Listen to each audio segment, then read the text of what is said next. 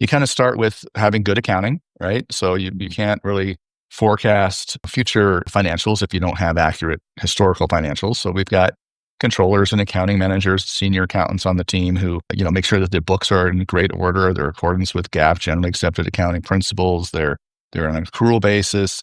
Got really clear starting point as far as what you've done historically. And then as you move forward, how do you forecast what that looks like over the next 6, 12, 18, 5 years over a period of time. We usually forecast about 3 years out. We find is good for a lot of companies. That 5 years is kind of a long time. So, creating that really robust forecast that allows you to run different scenarios on it, downside and upside versions of it. That's really one of the critical components that we've got a ton of experience with 40 total people, 36 of the team are billable consultants, and 14 of them are CFOs. The rest, like I said, are financial analysts and controllers and other accounting roles.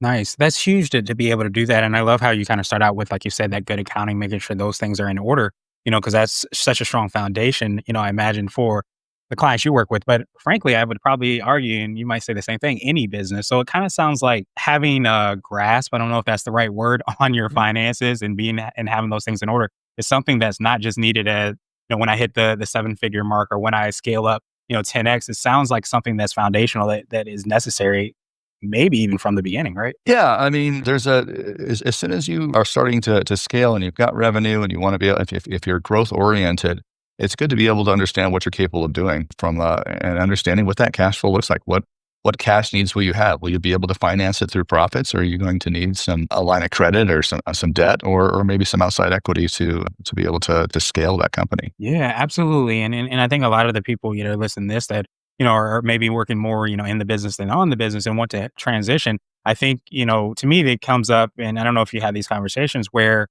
you can do it in a strategic way if you are able to understand like what those opportunities are, what those costs are, what that can look like. And of course, having those books in order so that you can strategically make sure that you are bringing along the right people, investing in the right places, doing all those things, but you can do it a lot more Exactly. strategically when you have those numbers in order. Exactly. Well said. Awesome.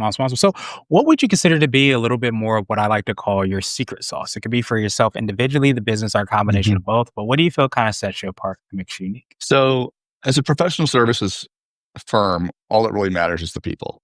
So we go through a very rigorous process of recruiting and identifying and vetting candidates, whether they're CFOs or whether they're senior accountants or anywhere in between, because